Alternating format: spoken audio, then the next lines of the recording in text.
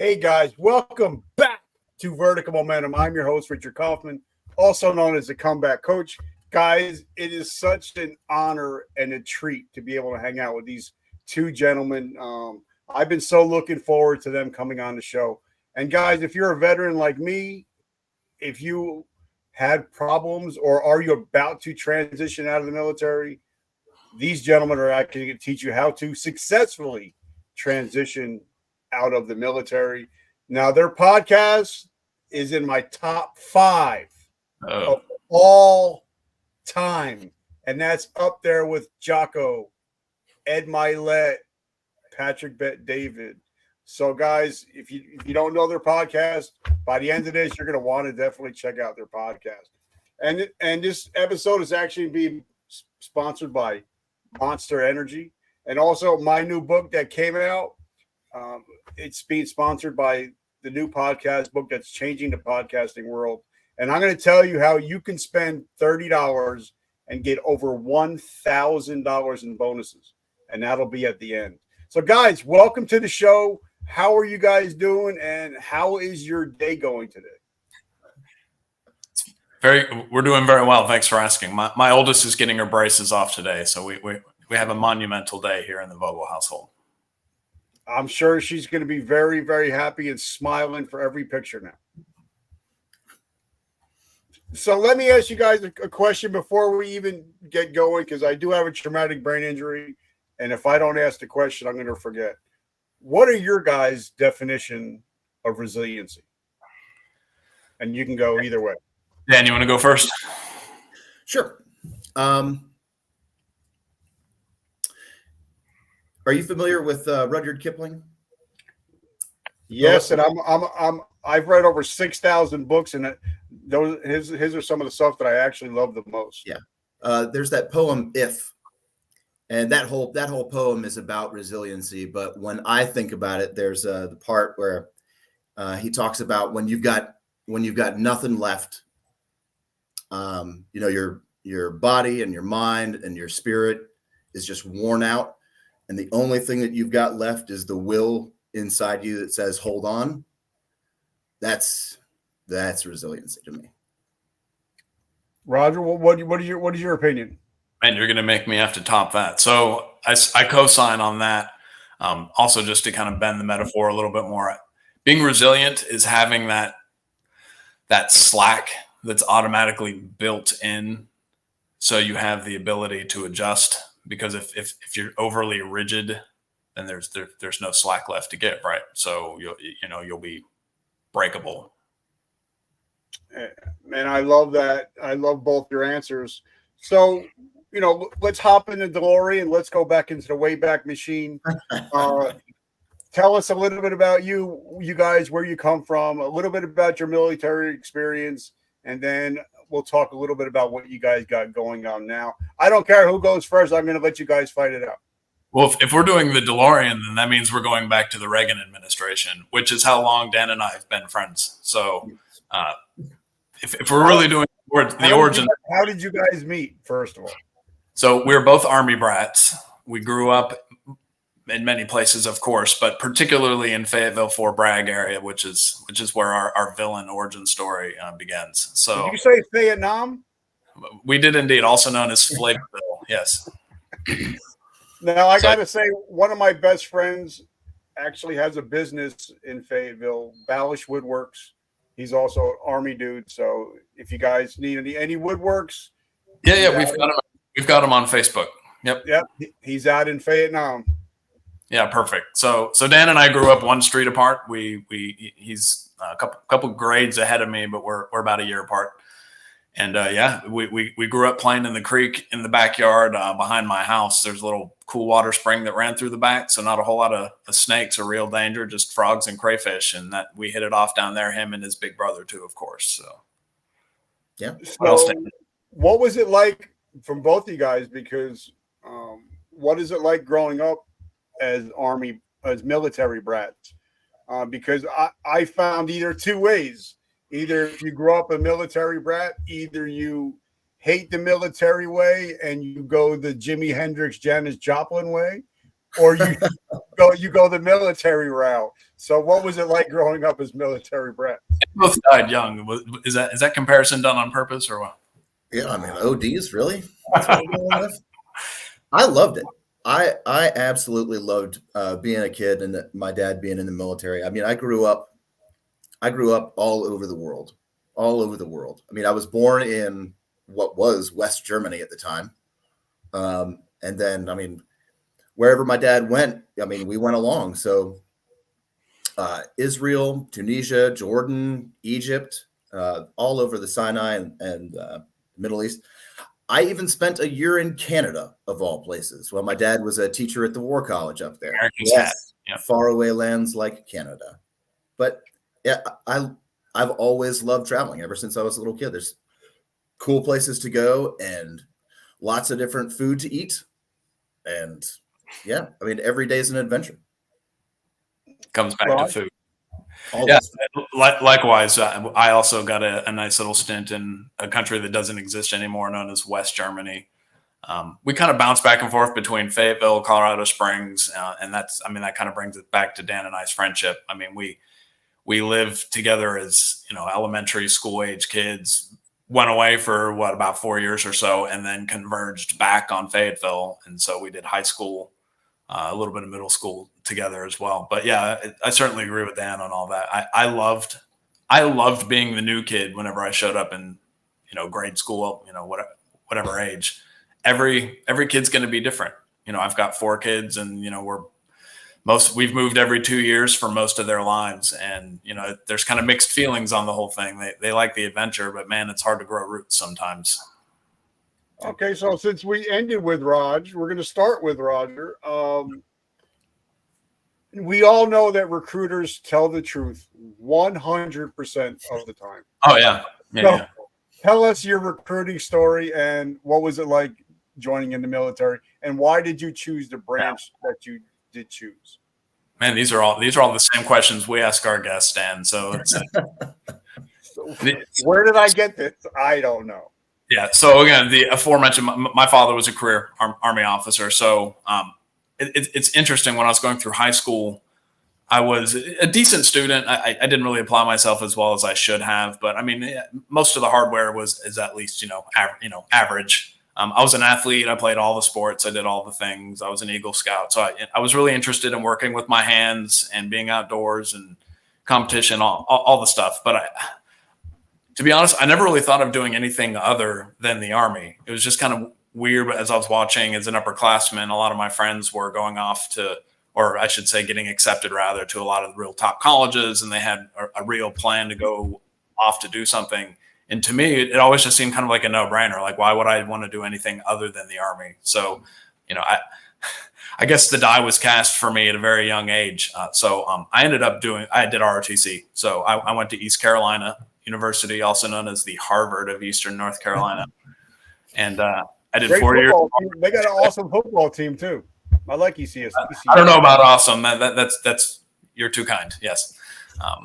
So I did 4 years of ROTC there at East Carolina, and then commissioned, and that would have been in 2004. And so, yeah, I mean, I never really thought of doing anything else. Maybe that's a lack of imagination on my own part, I suppose, but family business, right? So now, and I wanted to ask this question because my nephew was like 3 months away from getting his Eagle Scout, and he walked away from it. And I kept telling him, like, bro, come on, 3 months. So, being an Eagle Scout, has that opened up some doors for you that you didn't think it would? That's funny that you said that, because I was very, very close to being a victim of that as well. I did about 95% of the work and then stalled at the very end. And my beloved father gave me a swift kick where the sun doesn't shine. And I got over the finish line just in time.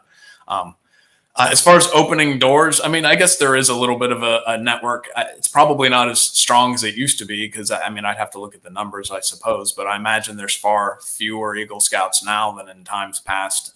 The scouting program is not quite what it used to be. I won't get too far into the weeds with that. But it was important for several reasons. At the time I was going through it, And that's,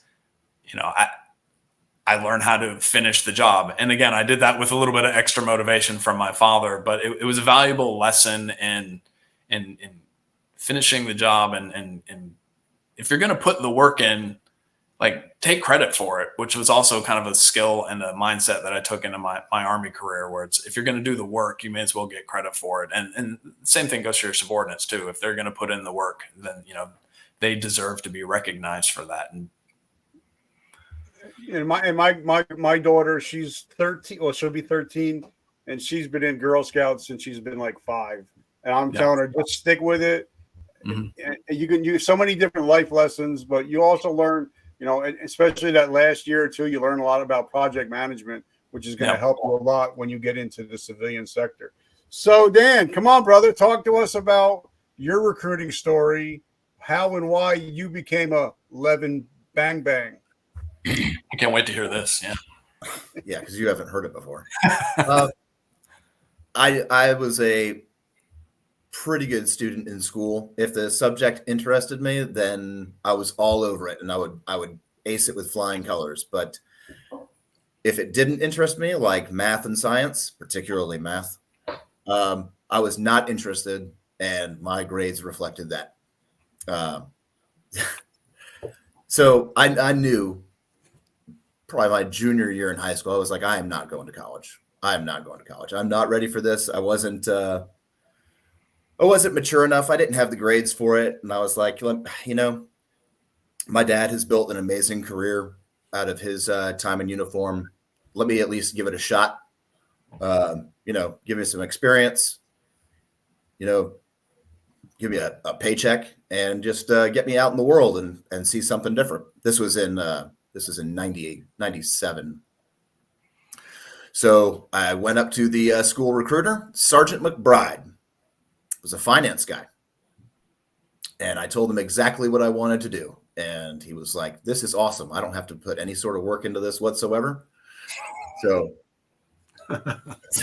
I went in and I knew exactly what I wanted to do. I wanted to be a ground pounding infantryman. And that was that.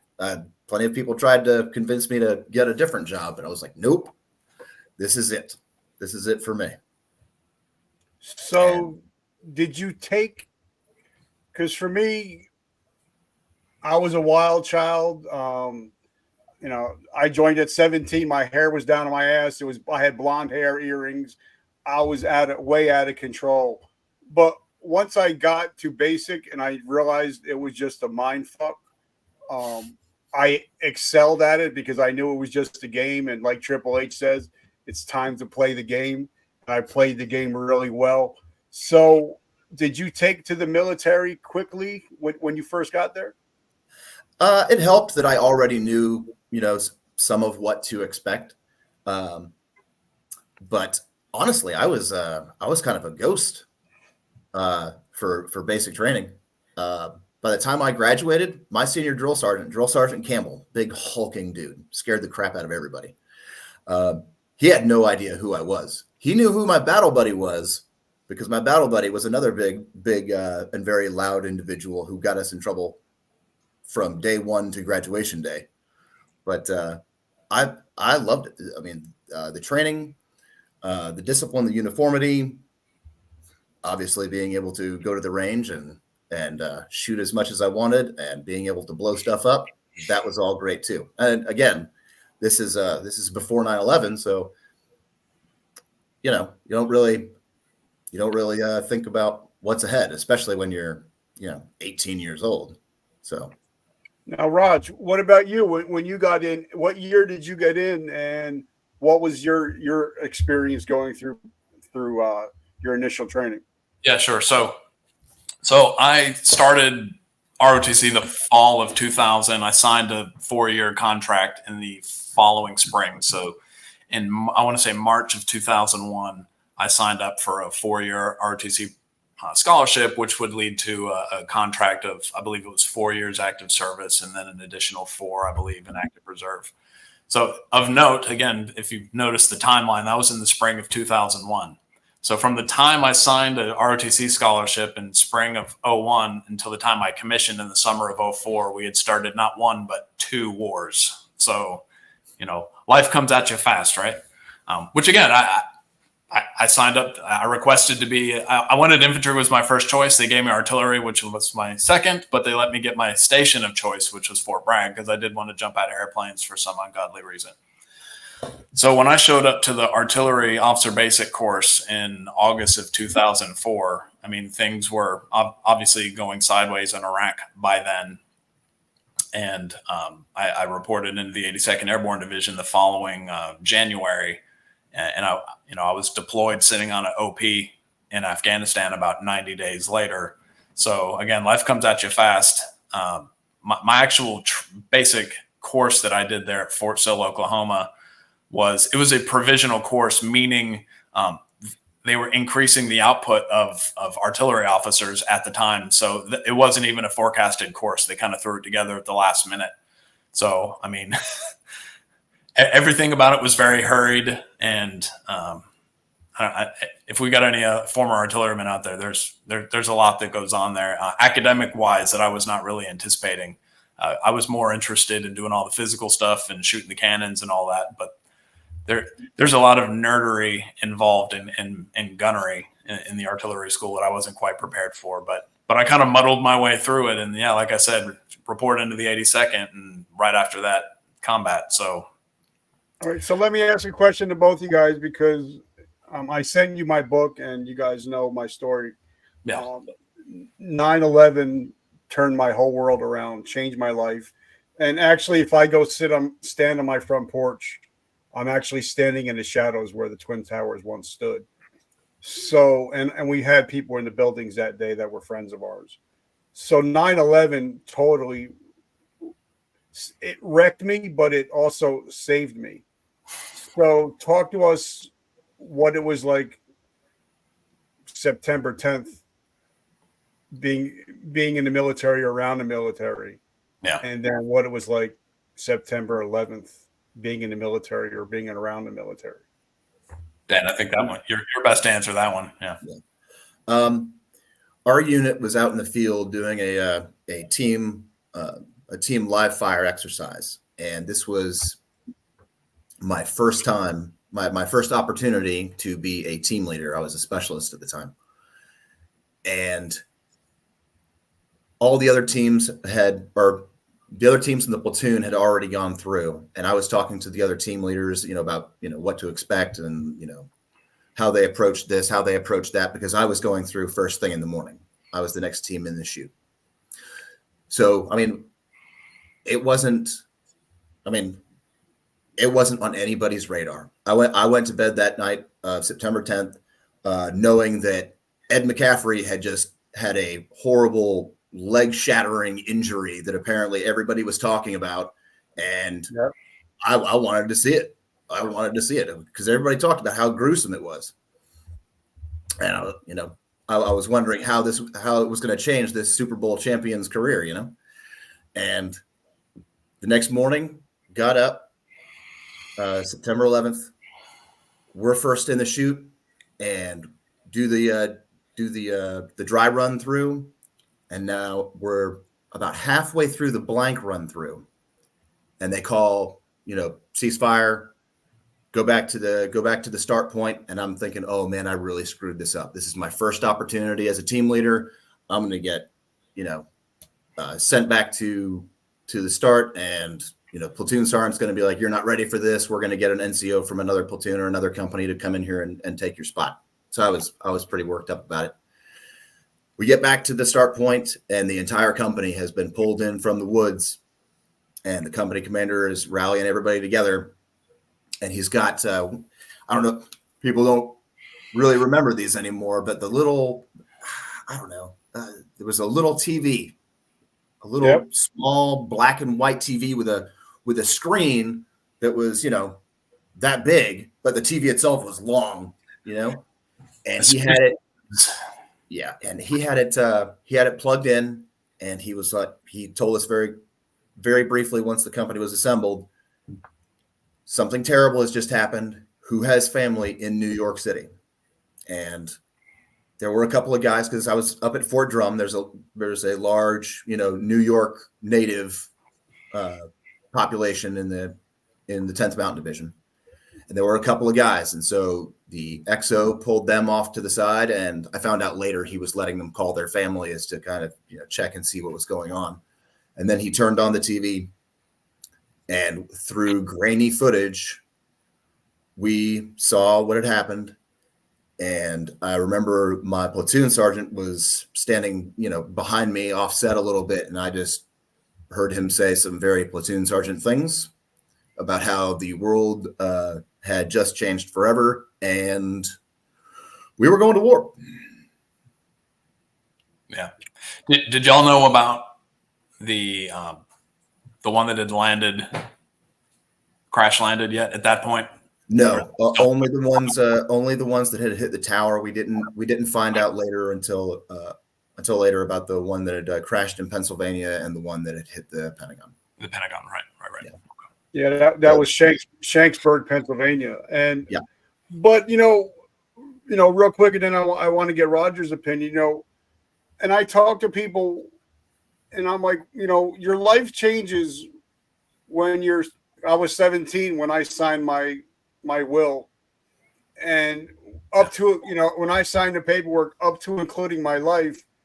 But it's different when you have to sign these papers about your insurance, who your shit's going to go to. Mm-hmm. You're no longer that person that before you sign those papers. And I know once 9/11 happened, because a lot of people think, I'm going to join the military, I'm going to go to college.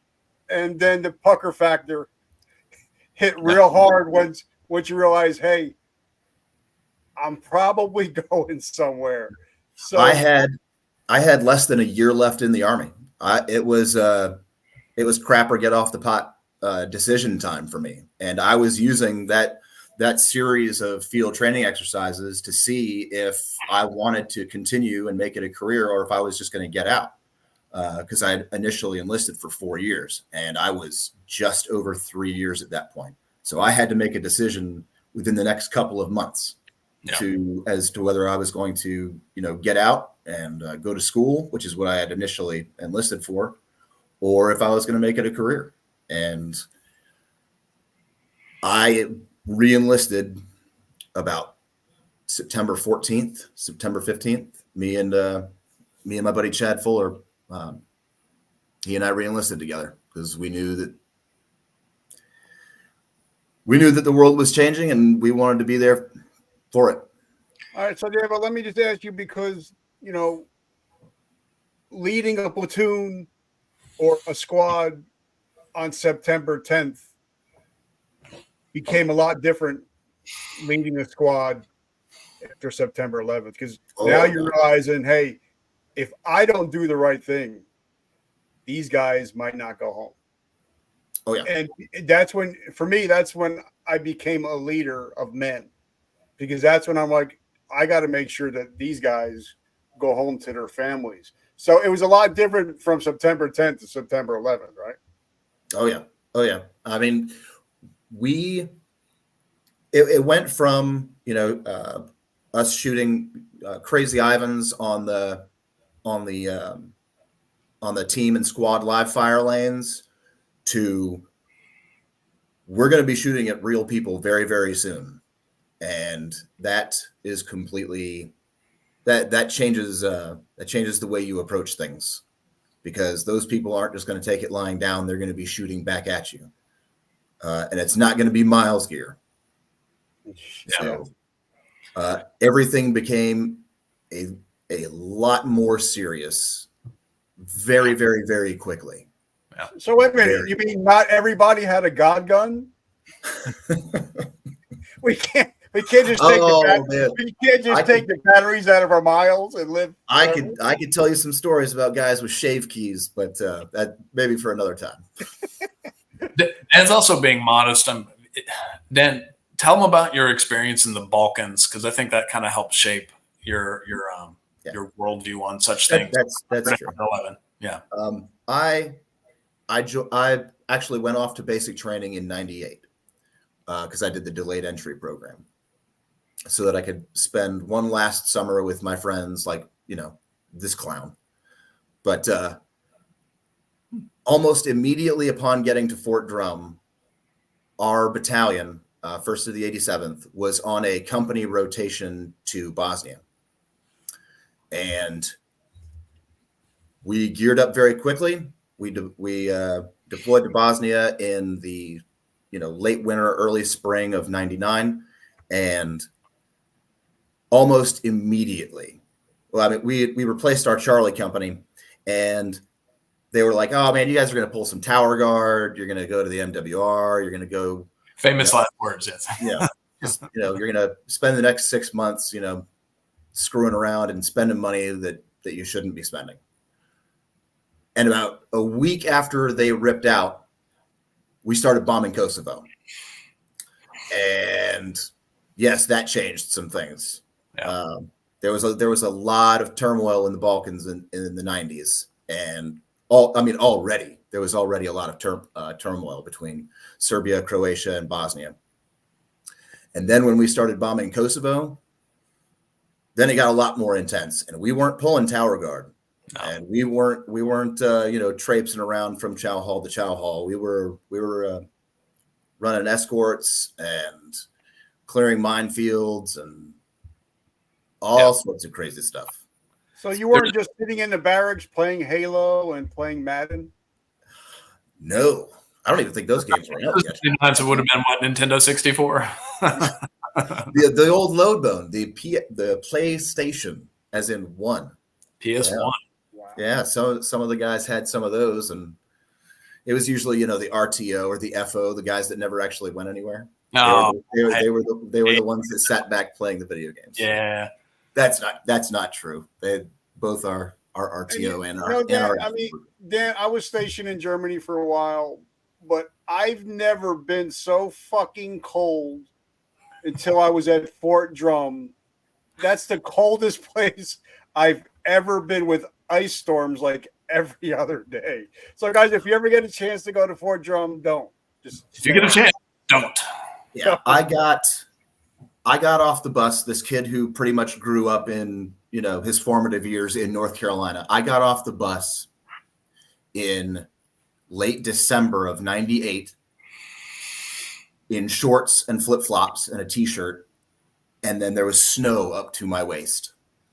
And I'm holding my garment bag with my Class A's way over my head. I'm like, where am I? Because, I'm a kid.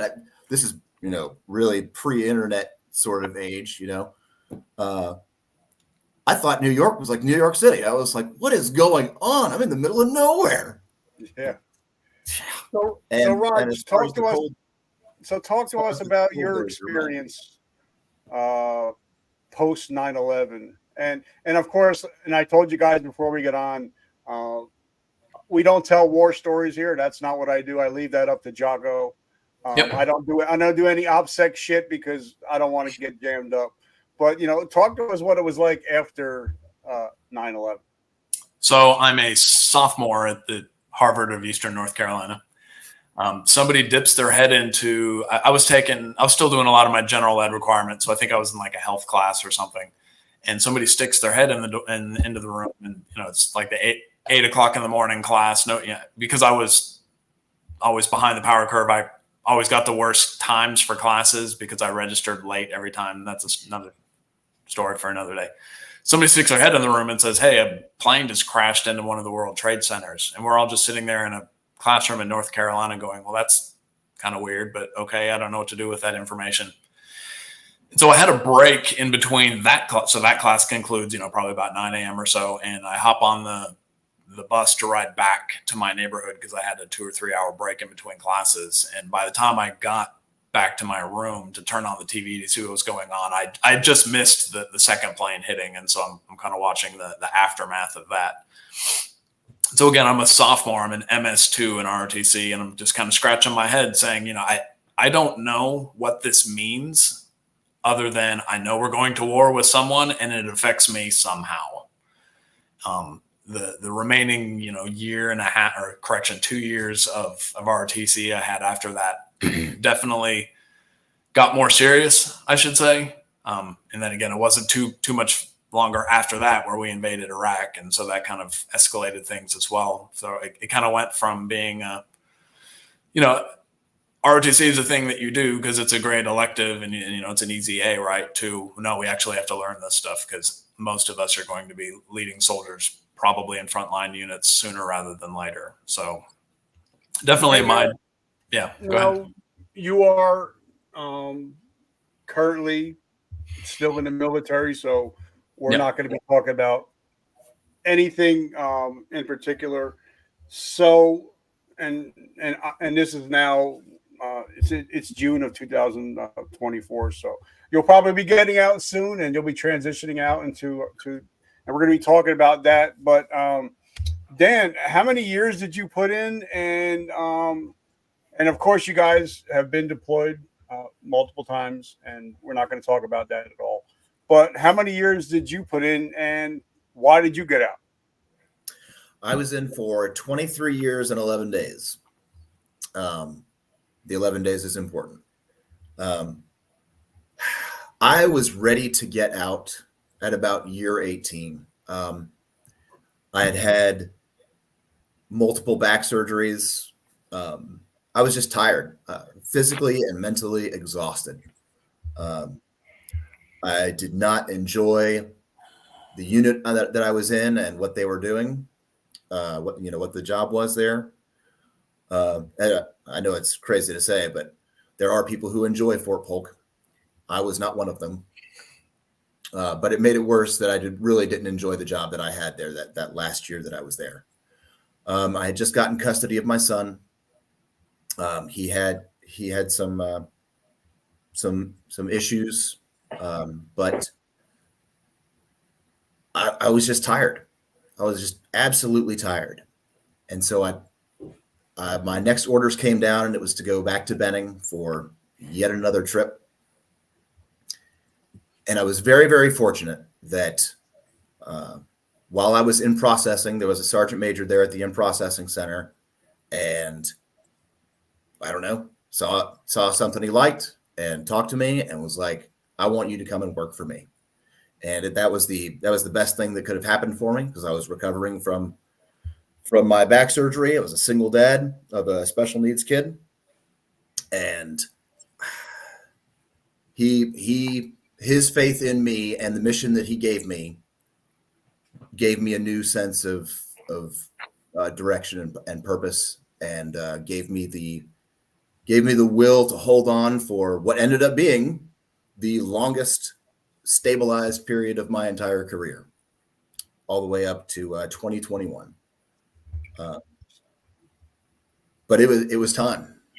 It was time. I would have eventually probably been forced out because I did not take the vaccine. And I mean, I was already getting out anyway, but my last day of active service was August 31st, 2021. So that was the pullout of Afghanistan. That was a tough day. That's a whole other ball of wax. Yeah, that was a tough day. And I actually had, I'm not going to mention his name because I'm not going to get sued again. But one of the gentlemen that actually got locked up for his name is Stu, by the way. He got locked up for talking about how fucked up we were over pulling out of Afghanistan. His name is Stu Scheller, by the way, guys. So if you don't know Stu, but a lot of people, I've lost a couple friends because of what happened that day. I mean, we're not going to go deep into that, but so I just want, if you guys don't know that story, just do your own research. So talk to us about the 11 days, because I believe in my life, there's been 3 pivotal moments. The one is the day I got sober. 9/11 was my second pivotal day. And the day I attempted suicide in 2012 was a pivotal day. But talk to us about those 11 pivotal days in your life. So the Army puts you out at the last day of the month, right? That's your last day of active service. Your first day retired is the first day of the next month. And August 31st was the anniversary of my friend Chad, who I re-enlisted with, being killed in Afghanistan. It's obviously my retirement date, and it's it is also the day where I saw pretty much 20 years of my life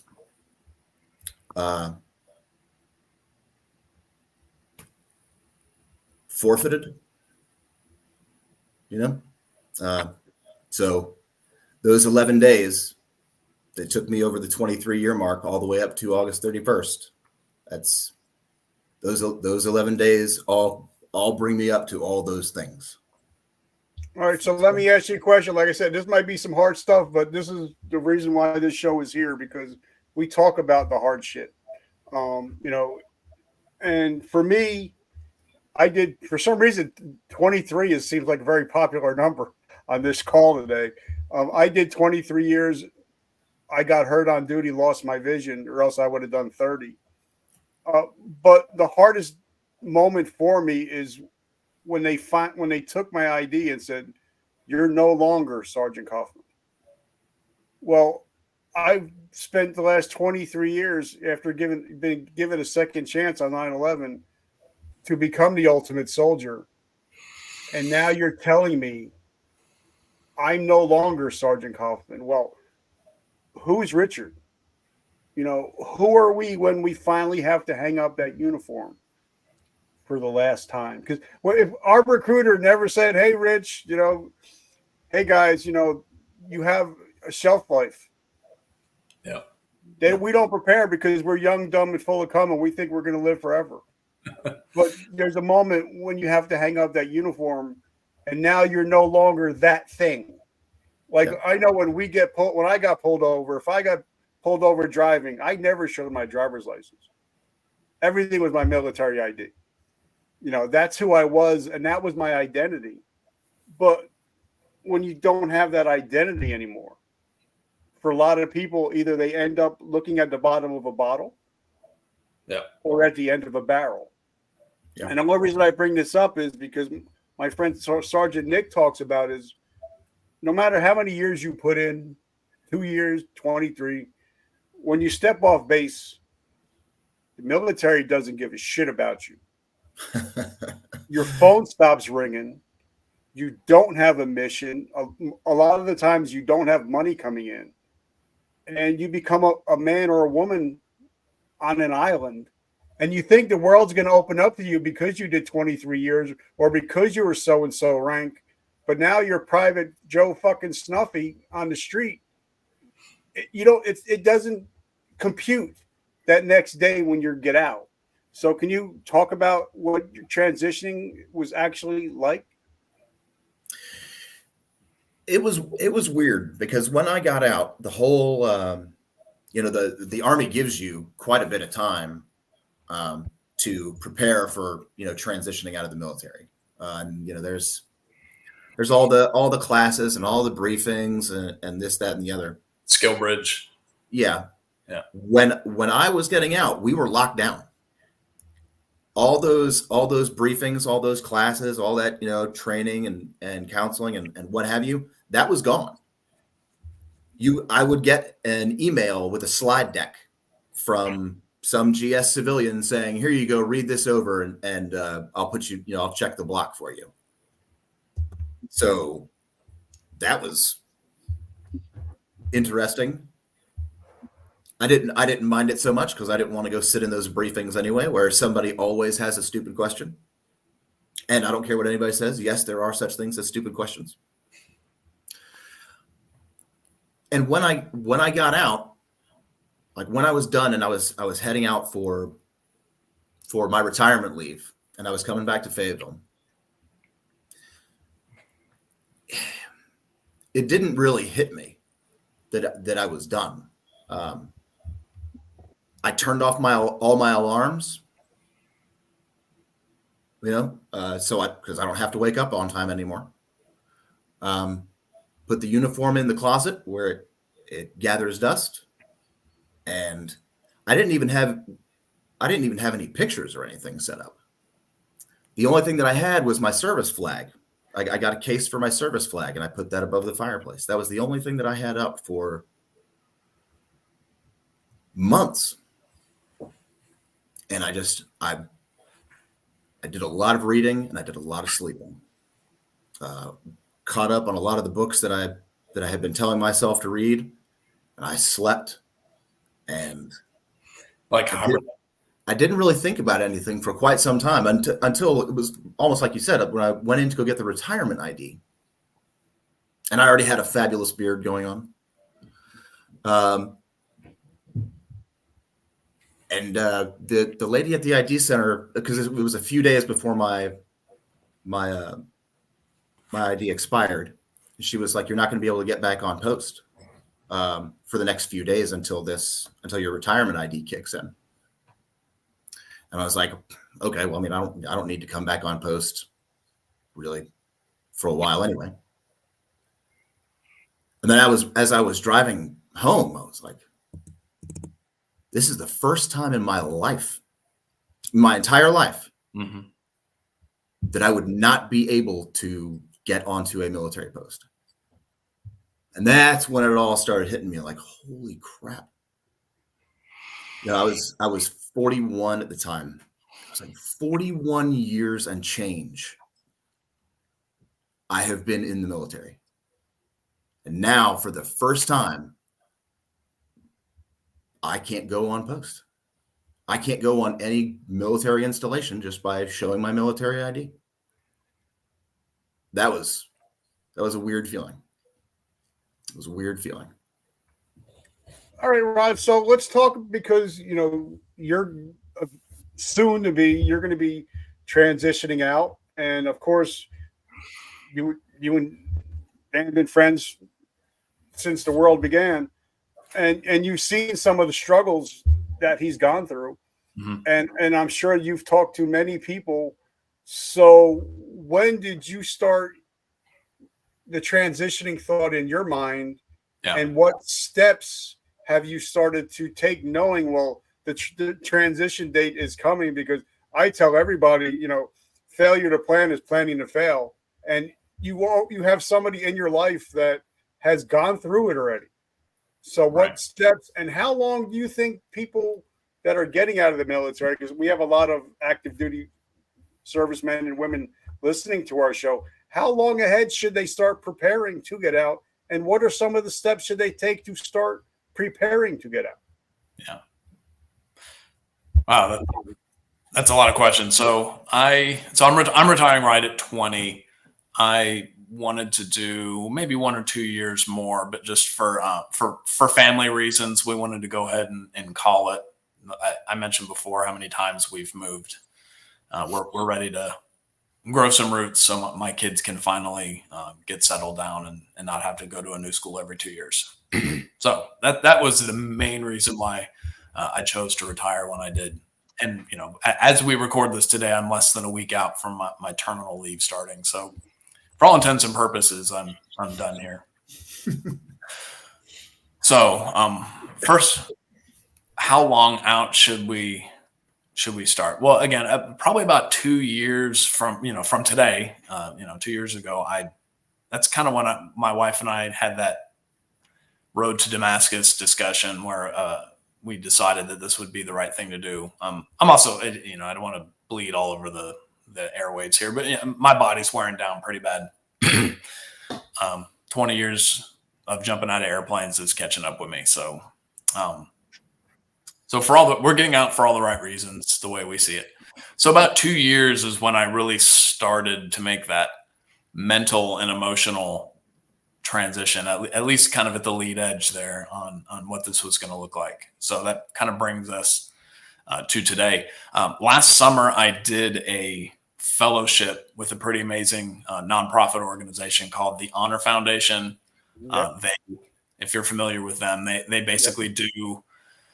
It's a transition program, is what it is, particularly for special operations folks. But they kind of have the red and green light as to who comes into their program, what or not. And that was a really great fellowship for me, mentally and emotionally, when it really started to get real. And you kind of mentioned it in one of your talks here a couple minutes ago about how who is Richard, right? When you take that uniform off, who is Roger? Who is Dan? They had some really great mentors, and they have a Simon Sinek portion of their program that goes to they call it the why, WHY. What is your why? Why do you get out of bed in the morning? What is the thing that motivates you?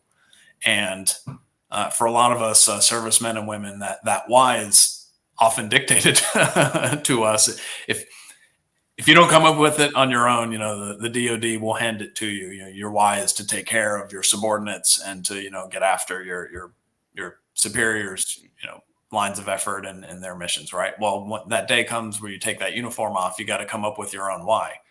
And so that program through the Honor Foundation was really helpful for me in kind of figuring out what makes us tick, which actually kind of leads us to how we started our podcast in a lot of ways.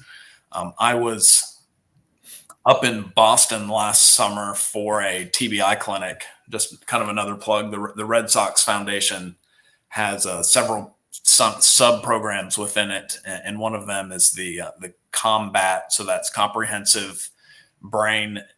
It's like a comprehensive brain and a PTSD type program. I forget the exact acronym. Wait, did you just mention the Red Sox? The Red Sox Foundation. All right, guys, I'm a Yankees fan. We got to go. It's been great. So you're looking at somebody who is so agnostic on professional sports, particularly baseball. Yeah.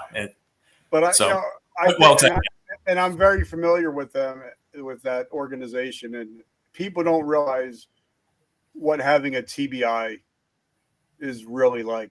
So I applaud them. They're doing a lot of great work.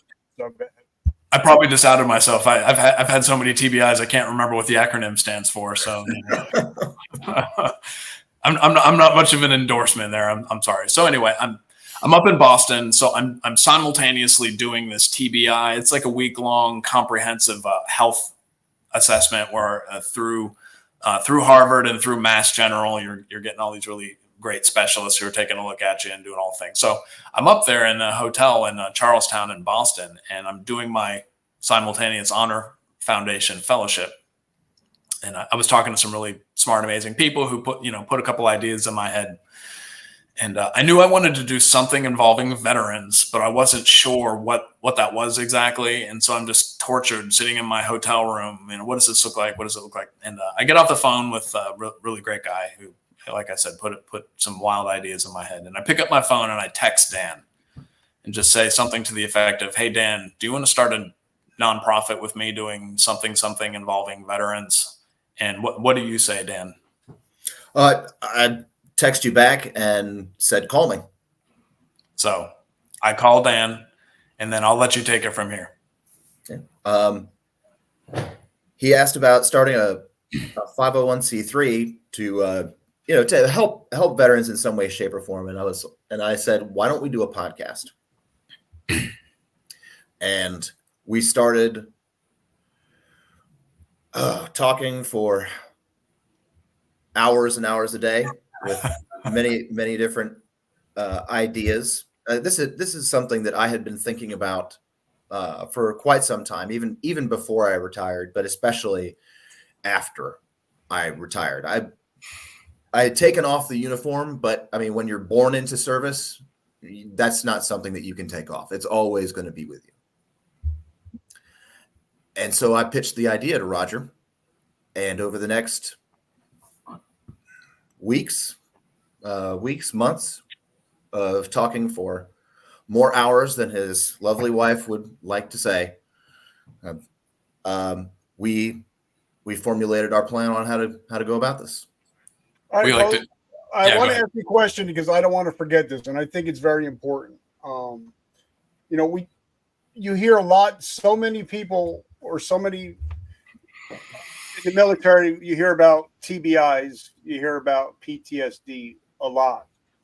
Now, I've had former professional WWE wrestler Chris Nowinski on the show, and we were talking about how it's not funny that CTE never gets brought up. talking about veterans and first responders. And I just wanted to get your thoughts on that, since, I think about it all the time, especially since I had Chris on the show, and some of my favorite sports athletes have taken their lives because of CTE. Yeah. But it doesn't really get talked about in military circles. So I just wanted to get your quick thoughts on that. I did a paper on this. I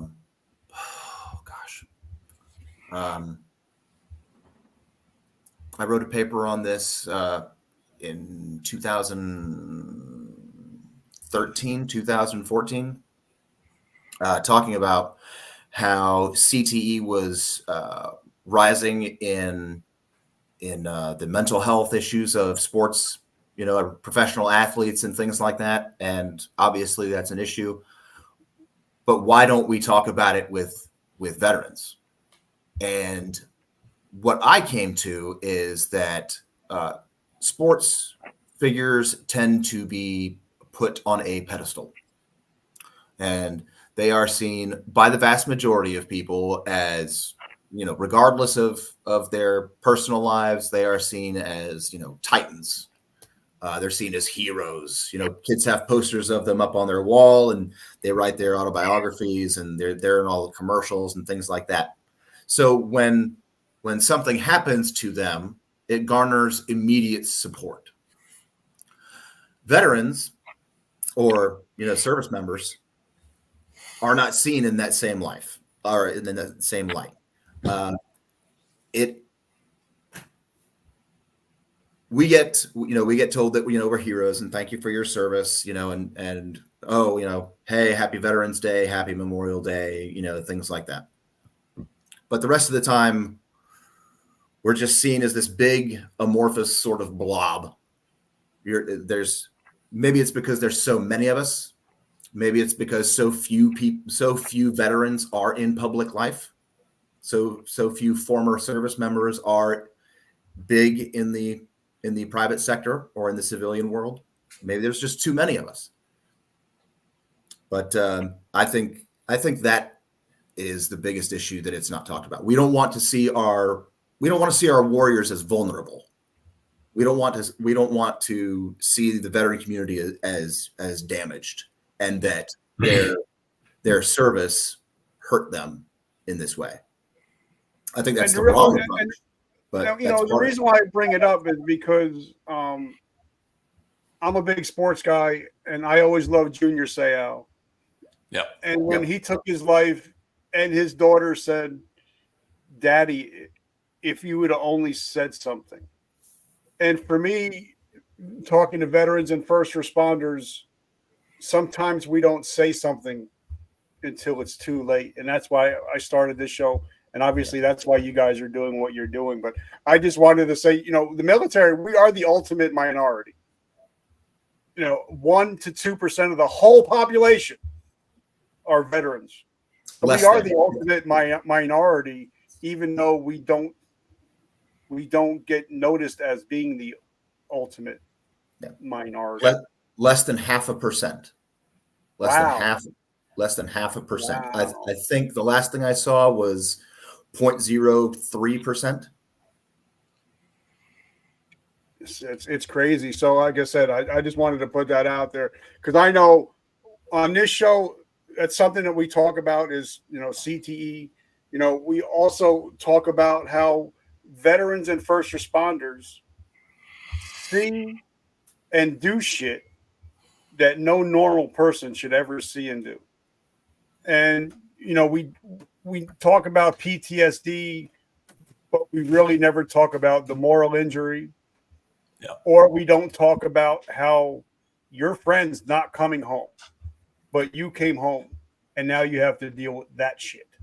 And I'm sure that you guys talk about that stuff about a lot on your show. And do you think that's something that needs to come to the forefront? Moral injury, and also, just dealing with, I'm home, but my buddy didn't make it. Yeah, one of our early episodes, we have a Navy corpsman who served in Vietnam on, and he discusses, first of all, he discusses when he first came home, some of the protesters and nonsense that he had to deal with, and how raw that made him in the moment. And he admits he almost made a few decisions that he would have regretted in regards to some protesters that a strong woman in his life talked him down from. But he talks about a little bit about moral injury, and particularly he talks about survivor guilt. Yeah.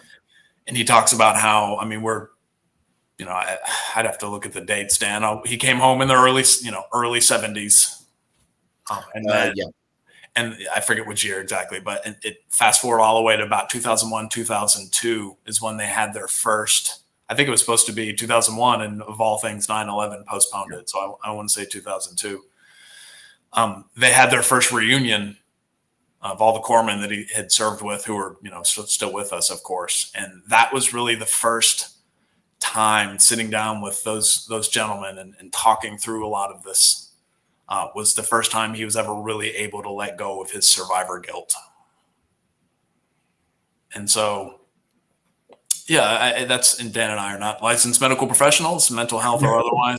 No, we're not. But that's one of the impetus for the show is to kind of be that catharsis for a serviceman or woman who want to talk this stuff out. And I think the three of us would agree that your veterans will more often than not open up to other veterans more so than they would, one of their civilian counterparts. It's just the way it is. And it's not always the case, but it's usually the case. And so that's one of the things we hope to do in this show is to be that, I like the word catharsis, but, to provide that venue for a serviceman, woman to talk about this stuff, because it's really good for the soul to be able to bear this, even though in the moment it may be tough to talk about. Okay, but isn't it weird? Like, I can go to the VA and sit down with one of the doctors, and they can ask me, "How are you doing?" And I'm like, "I'm good. I'm good." Right. But then if me and one of my brothers or sisters go out for coffee, and they ask me, "How am I doing?" and then if I give them the "I'm good" answer, and then they're like, "Kaufman, come on, how are you really doing?"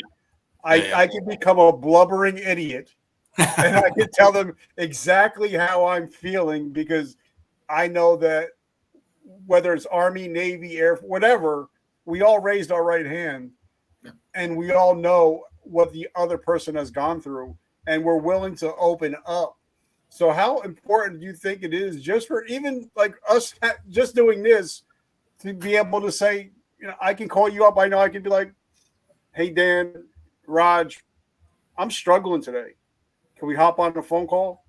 I think that would 22 phone calls a day would save hundreds of millions of more lives than 22 push-ups a day. Yeah. So talk to us about how important it is for us to be willing to open up, but also for us to be willing to let our battles open up to us. Well, I think a big part of that problem is that we as young service members are told to push through no matter what. Oh, you got the flu, doesn't matter. You're going to go do this 12-mile ruck. You broke your arm. Okay, well, you might not be able to go to the range and shoot, but you can, damn sure go to the range and sit at the ammo shack and load magazines. As a young soldier, it is impressed upon you, always move forward. Yeah. Always. Don't look back. Don't sit there and do nothing. Push on. The Army goes rolling up. Push on. Yeah. Take a knee, change your socks, get up and move out. And that is impressed on you so quickly once you put on that uniform that it doesn't matter if you were in for 2 years or 25 years or what have you. That's never going to leave. So when you take that uniform off and you don't have that camaraderie anymore of the people in your life, every single person you work with, every single person that sits down next to you, at the breakfast chow hall, every single person that you meet at the gas station or at the PX or what have you, every single person in your life has is in the scope of military service. And then when you take the uniform off, that's not there anymore. But that will to drive on is. And so you don't complain. You don't talk to people about your problems because they have no idea what you're going through. You know, they'll say, thank you for your service, and then have a nice day. So sitting down with other veterans is a good way to get started opening up, because they've been there. Get used to talking and telling those, you know, telling the stories or sharing the experiences and what have you. But don't stop there. Don't stop there. Talk to your family. Call your battle buddies. I still talk to guys now, 20 plus years later. You know, they got out right after 9/11. I still talk to them. I did a career. They did 3 years. Doesn't matter. Still call them up and talk to them because they need to hear from you. Yeah. And you need to talk. We all do. Dan and I just interviewed a gentleman this previous weekend. It's the episode that'll be coming out this coming Monday. I don't know if he made this up or if he got it from somewhere. So attribution notwithstanding, he calls it the Spartan Pledge, which is the, you know, I will under no circumstances, you know, take my own life without calling a battle buddy first. Because I think we all know that phone call more often than not is going to cease in its tracks any further movement. I think that's pretty good strategy. I do. Now, I've also, and I want to ask this because I'm an OG. You know, I went to basic in 1986. I'm old as fuck. But you know, I had my friend Tom Satterley and Jen Satterley of All Secure Foundation on the show. And we were talking about how, you know, there's great organizations like them, Irreverent Warriors, that, you know, when you get younger guys and girls getting out of the military, they're not going to want to sit and hang out at the VFW or the AMVETS and get liquored up and tell war stories. They want to go out and do shit and have the camaraderie. So how important is it to, you know, join stuff like that, or even find special groups on LinkedIn? I'm a big LinkedIn guy. I love LinkedIn. But how important is it for them to get involved with a group and not just an AMVETS or a VFW where they're sitting around hanging out with guys and just getting drunk and talking about how bad life is? I think it's really important. I've got nothing against, you know, those organizations. They do a lot of great community work. They really do. I think people have a really negative impression of some of the veteran organizations, justly or unjustly. You know, It could just be a generational thing, I think. It could be, but it's really important, especially first transitioning out of uniform, because that camaraderie is still there. Your brothers and sisters in arms are still there, and you never know how much you're going to need it. And not just for the initial, you know, emotional, psychological support that you get from being around, you know, people with a shared group of experiences, but then also networking for the future. You may not have any idea what you want to do, you know, after your, you know, 4 years in the Marines, but by going to these organizations and what have you, you get a chance to meet a variety of people with a variety of different life experiences and countless career fields. Pick their brain, you know, find something that interests you. They got started the same way you did, by putting the uniform on, and then they went on to, you know, open their own mechanic shop or open their own, you know, dentist's office or start a podcast. You're going to find veterans in every walk of life. And by going to these group events or joining these organizations, you are broadening your base exponentially. And okay, but let's talk about that, because, and guys, I just want to say I'm so grateful that we're talking and I get to hang out with you guys. So I just want to say Likewise. thank you so much. I'm truly humbled and grateful. But something that, I talk to, especially in the podcast realm, we're up and coming. We got 6 years, 1,250 episodes, almost 3 million downloads now. But a lot of people, somebody asked me, well, what do you do? I say, well, I'm a podcast host, I'm an author, I'm a speaker. I forget sometimes that I'm even a veteran, because sometimes I've had to not move on, but I had to reimagine and reinvent myself. Kind of like if you ask Patrick Bet-David, what does he do? I'm sure that he's not, probably being a veteran is going to be somewhere at the bottom. But a lot of people don't know that Patrick Bet-David is a veteran. A lot of people don't realize that John Lee Dumas is a veteran that lost a tank crew in Iraq.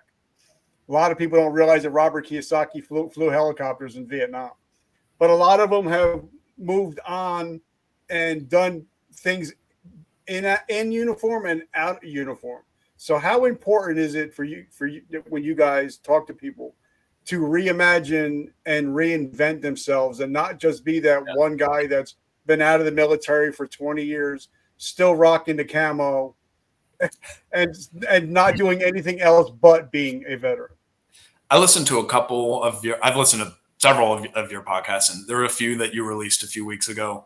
A couple different perspectives from a few of your guests, which I certainly respect. And one of them said that they went and saw their psychiatrist, and one of the first things that they told them was, hey, one of the best things you can do to get over some of this PTSD symptoms that you're having is to take the grunt style t-shirt off. No offense to grunt style. That was the interview with Marshall Terran. It was, and he actually owns the group that I'm in, Vetpreneur Tribe. So if you guys are veterans, join the Vetpreneur Tribe. Yeah. Well, and I've reached out to him myself on behalf of Dan and myself, and we've connected with him. This is no disrespect to him.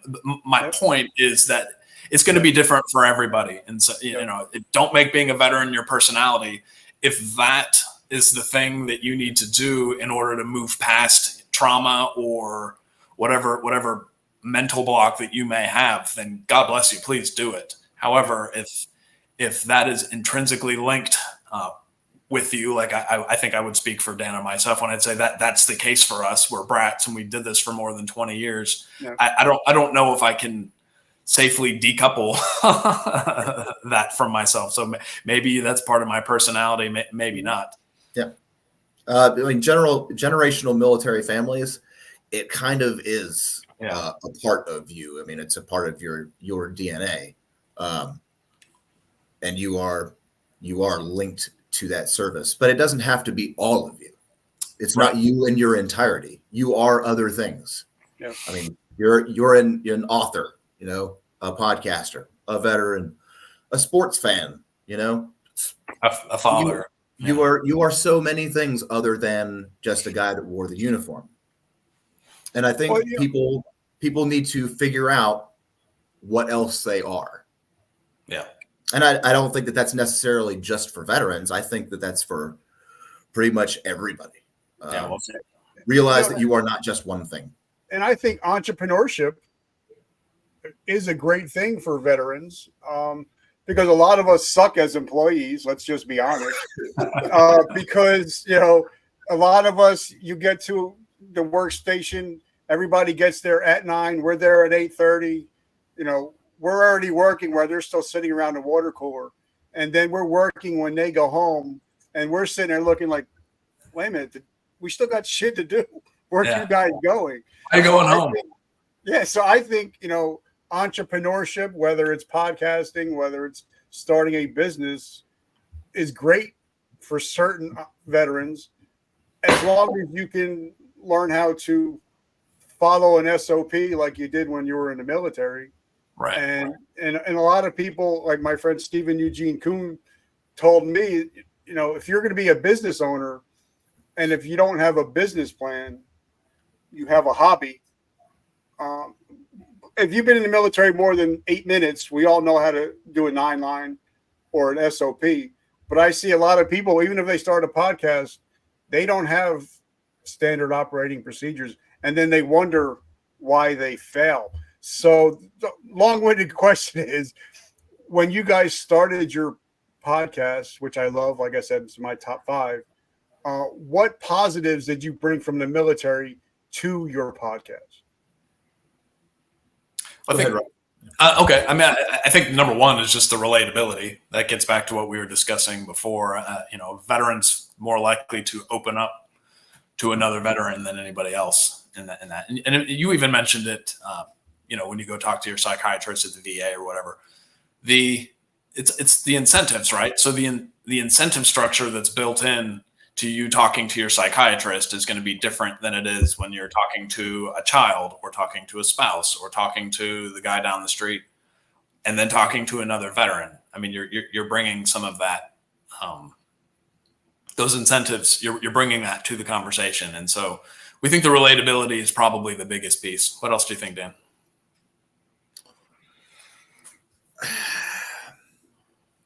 Yes, but I guess that drive. We definitely had some stumbling blocks when we first got started. There were a lot more paperwork issues than either of us really expected. Sure. And we just had a phone call about those paperwork issues yesterday. Yes. So some of it's an ongoing thing, but the drive and the adaptability and flexibility that pretty much every service member is ingrained with, that has really helped us continue to move forward despite, this, we can't use this copyright, or, this is trademarked, or, this business filing, or, things that we didn't really think about when we first got started. And just the tech aspect of a lot of stuff. Yes. I mean, we're both knuckleheads. Just yes, I am not a technology friendly person. I have not been my entire life, but the last year I have spent more time in front of a computer than I did my entire military career. It's good for you. And I agree. I'm a low tech redneck, and I tell everybody that. But when I see my 12-year-old copy and pasting, I'm like, listen, if she could figure something out, if there's YouTube, I should be able to try to figure something out. But that's that adaptability and flexibility, though, right? You didn't just come across an issue and then stop there. There's a lot of people you found a way to go around, over, or under that obstacle. And a lot of people, they want to be business owners until you got to do business owner shit. It is no fun setting up a corporation. There is no fun in reading through stacks of paper this much. Yeah. So talk to us about podcasting in general, because everybody and their brother has a podcast, but the average podcast lasts less than 13 episodes. There's over 4 million podcasts now, but only 500,000 have released an episode in the last 90 days. Holy crap. So, talk to us about podcasting, because a lot of people think, hey, I'm going to turn on the camera and I'm good. And you're like, that's not how this works. That's not how any of this works. So talk about what it was like starting a podcast from nothing. My initial vision when I first pitched the show to Raj was some microphones, a laptop, sitting down, talking and recording veteran stories. And Roger said, okay, let's go up to the top roof and we're going to jump off the building. And we formed an LLC and we trademarked stuff and we got graphic designers to work on logos. It was like, this is not what I had in mind. Don't forget the copyright lawyers. Yes. I had a very simple idea and Roger took it to 11. The officer in the group had to blow everything out of proportion, of course. And so, of course, I as the NCO would have strangled him had he been co-located. So, but yeah, go ahead. Go ahead with. Rich, based off everything you just said. So we're still relatively new. We started in February. We are not co-located. At least, I'm moving down to Fayetteville starting next week, and so once that takes place, we're going to increase our output and all that. So as it stands now, we're what Dan had 7 episodes. They're Episodes. They're pretty long, most of them, yeah. And so it gets back to that incentive structure, right? I mean, the reason why we're doing this is because the aforementioned these stories need to be told. It's good for the veteran to tell them. It's good for other veterans to hear them for the purpose of building community. It's good for civilians to hear them because, frankly, I think they need to know what their veteran brethren and sisters have been up to in their careers, because I think these stories are worth hearing. And also, this is a great way for especially for our older veterans, for them to be able to get in touch with maybe some of their old battles that they hadn't heard from in a long time. So based on all those incentives, we plan on doing this for the long haul. And so Dan likes to pick on me because we build a pretty sturdy framework around this thing that was really his idea ultimately. We have the ability to sustain this thing really as long as we want to. Yeah. Okay, and I wanted to say the reason why I know that you guys will be successful, and I know it in my heart. First of all, you have a purpose, and that's what my book is about: purpose, power, and profit. You have a purpose. Your show is powerful, but you also don't have sales breath, which means you're not just starting a podcast so you can get Grunt Style to sponsor your show. And when you don't have sales breath, when you're in it to change lives, that's when you're going to be successful. And that's why I know that your show is going to be one of the top veteran shows in the world, because you guys are in it to make an impact and not just to make a buck. So I just wanted to say that, and I'm putting that out in the universe into God's ears. Thank you. So what's coming up? Oh, first, okay, the word, because I had a podcast, and in my book I tell you I'm the worst podcaster in the world. I had a podcast called Success Your Why Powers Your How, with 300 recorded and released episodes, until I realized it was never even on iTunes. Oh, we've got iTunes stories. And I went to go put it back on, and they're like, wait a minute, you have over 450 hours of recorded content. We're not going to put it on. So I had to start brand new with Vertical Momentum. So I know how it is to restart, especially with Spotify fucking it up, iTunes fucking shit up. So where did the word, we know where the word Tracer Burnout is, but what does it mean for you guys, and what was the thought process behind the name? Dan, I'll let you feel that one, but Rich, that's the troopling procedure number 8. 7 and 8, rehearse and then supervise. I mean, you were blued and ready to go. All right, Dan, what's a Tracer Burnout?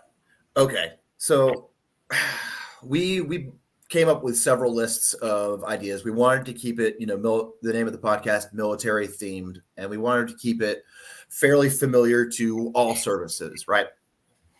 So it's not like we were going to come up with, fighter jets or, something specific to the Air Force or even the Space Force, whatever is specific to them. So we wanted to Marvin the Martian is very specific to Space Force. Is it? Well, I don't know, but geez. But we batted around a bunch of names. We were texting, 5-6 names, back and forth, compiling a list. And Roger was sitting at some fancy restaurant, drinking his fancy wine and nibbling on his fancy officer cheese. Oh, yes. And he calls me and says, "What do you think about the name Hescos and Hand Grenades?" And I was like, "That is brilliant. I love it." But HESCO is a government contracted company, and there's no way they would have signed off on that. I mean, if we want to be sued before we're even started, then yes. So how much were you drinking before you sent that text? I will not confirm or deny. But so we kept batting names, back and forth. And then he just texted me. We had just gotten off the phone. We were on the phone for, an hour, 2 hours, whatever it was. And then like 5 minutes later, he texted me and he was like, what do you think of Tracer Burnout? I was like, that's perfect. That's the one. That's the one. So, I'm sure that your audience is well initiated with what a tracer is. But for those that are not, your tracer round is your guiding light for the rest of your rounds, for the rest of your penetrating rounds. But at some point, that tracer burns out and your penetrating rounds keep going further. Well, that's like your service. Your time in uniform, you were given your purpose, direction, and motivation, and you knew where to go because the service was your tracer. But eventually your time in service ends, just like the tracer round. It burns out. And you, the rest of your life, that penetrating round keeps going. So, tracer burnout. Yeah. That's perfect. And something I want to say is, like, I have 3 of my clients are actually launching podcasts this week. They're actually, one of them is actually going to teach you. My friend is Jerome is actually going to teach veterans how to get through the disability process and be able to get their claims on the first shot through the VA. So that's his whole podcast is about that. Second one is about grief. But one thing you guys did real smart is, like, when I had started my first show, it was called Success Your Why Powers Your How. And somebody I had on the shoulder, like, how are you going to put that shit on a hat? On a coin. How are you going to be able to put out swag, but you guys, I mean, that is so marketable because everybody knows it. And if I'm wearing swag that says Tracer Burnout on the back, somebody's going to stop me and be like, I love your shirt. So I think that was very smart that you guys did that. And a lot of people don't even think about that before they launch a show, that you want to be able to eventually maybe raise money, help 501(c)(3)s, because I know that if my cup is empty, I can't pour into somebody else. So like all my t-shirts, my books, my swag, my coffee, 100% of the proceeds go to help veterans struggling with PTSD. But if I didn't have anything to sell, I can't help people raise money. And I think that's great that, you guys have that Tracer Burnout. So you'll make all kinds of shit and you'll be able to sell it to be able to help more people. And I think that's brilliant on your guys' part. I was listening to an episode again you had on last week with the gentleman from Headsmack. Oh, Paul, yeah. Yeah, Paul is awesome. Yeah, that was pretty great. And I was listening to that episode saying, like, I think we've done most of the things. We've checked most of the boxes, Dan. I think we're all right. You guys did. We're pretty proud of the logo. We also love for the official logo, which is the 1:1 ratio. It's a green circle. And again, for anybody who's ever had to look through a night vision scope, I mean, that's what you're looking through, and you see the tracer round going through. We're pretty proud of it. As soon as you see the logo, I mean, even if you're just casually flipping through, a list of podcasts or something, as soon as you see the logo, you'll know exactly what it is because it looks like a tracer round through night vision. So what's coming up for you guys in the future, in the near future? What's coming up? I mean, you don't have to drop all your nuggets, but what's coming up with Tracer Burnout in the next couple of weeks? Sure. And not only that, but also personally, I mean, I think it's awesome that, your daughter's braces are coming off. So, because a lot of people think, well, business is business. But for me, I'm Richard Kaufman, the father, the husband, the son, the friend, the speaker, the author. So you guys got more than just the podcast going on, right? Yeah. So father of 4, all still in the house, happily married. And I am indeed still, now that I'm retiring, I'm looking for, I got to have another, what I call a W-2 job. So I'm trying to figure all that out right now. So always a lot of irons in the fire. But the immediate term is, the move. This should be the final move. So we already got our house ready to go. Now it's just, packing and shipping. All military families know the fun struggle that is shipping household goods. So when you move down that area, are you guys going to have a studio set up for you guys? Yeah, Dan, there it is. Yep. I am in the studio now. It's in we turned one of the spare bedrooms at my house into our studio, and we have slowly been improving upon it. We've been getting some good feedback from viewers, listeners, friends, getting pieces gifted to us from former veterans that we've had discussions with, or just people that have watched and liked the show. They've been sending us some pieces, and we've put a few pieces of our own service time in various locations. Yeah. What we need, Dan, is we need some non-Army stuff in the studio. So if you have any non-Army veteran listeners who would like to send us something, we're happy to display it. Well, I'm going to send you guys some stuff, and I'm actually in the process of building a brand new studio, and my goal is to have all my guitars hanging up behind me. Nice. So that'd be pretty cool. Yeah. Yes. That's normal. I only have one question left normally, but it's because it's you guys. I got one more question after that. So how do we find you? How do we support your mission? And what can we do to actually help you support your mission? Because I already told you before we got on, whatever you guys need for me to help, you don't even have to ask. Send me whatever. I'm in 100%.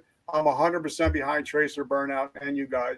So what can the audience do to help support your mission?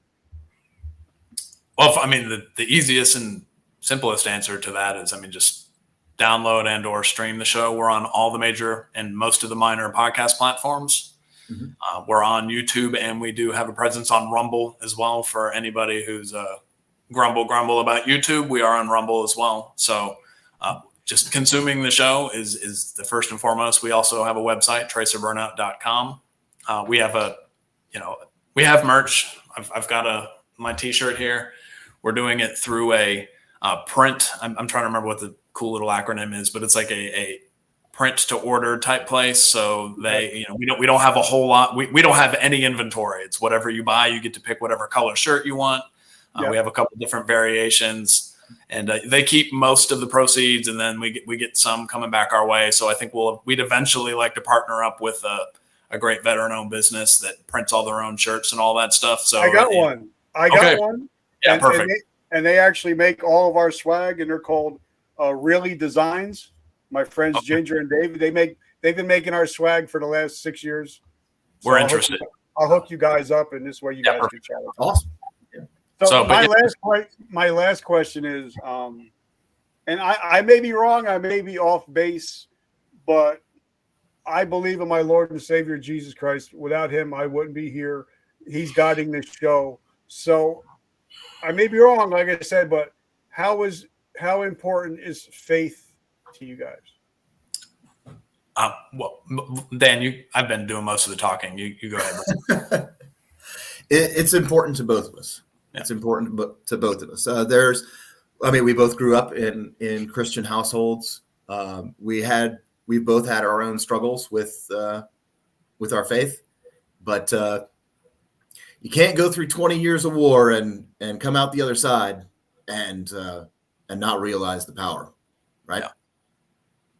So it is still important to us. We fully realize that not everybody shares the same faith or vision or beliefs as we do, and that is fine. That is fine. That is not something that we really talk about on the show. It's really about the veteran service. So that shouldn't stop anybody from our show is not explicitly a ministry. However, we like to we say match intensity, right? We match intensity with whoever our guest is. And if they want to discuss their faith, we're absolutely happy to stand in there and speak to that with them as well. So, but as far as my own personal walk, I've struggled with, some of the PTSD and some of the depression issues and all that stuff that comes along with seeing and doing what we've done and some of the TBIs and all that stuff. And I'll just say that there's no question in my mind that I would not still be here today were it not for first my faith, and then after that, my family and my support network. Yeah, I love it. So guys, make sure you go to tracerburnout.com, By the way, go to their Instagram page. It's fire. I love it. I love waking up every day and getting notifications from you guys. So if you love great Thank IG, you. check out their IG. And guys, I said something earlier that if you buy the book, my book, you can either get the ebook version for like $2, or you can get the autographed copy from me. If you get the autographed copy from me for $30, you get it autographed, signed, sent to your house, and you will get over $997 in bonuses. And what that entails, I'll have you come on the show. I'll promote your business. I will actually do a Facebook ad for your business and for your podcast, all for $30. And the good thing is, if you just get the ebook version, I had one of my friends was on the show. He's like, if you buy the ebook version at breakfast, by dinner time, you'll have a podcast up and ready to go. Everything is clickable on the ebook version. So if you guys were interested in starting your own podcast, just write podcast down below. And guys, before I end, I always leave with this. I'm a big Joel Osteen guy. I don't care what you guys think about him.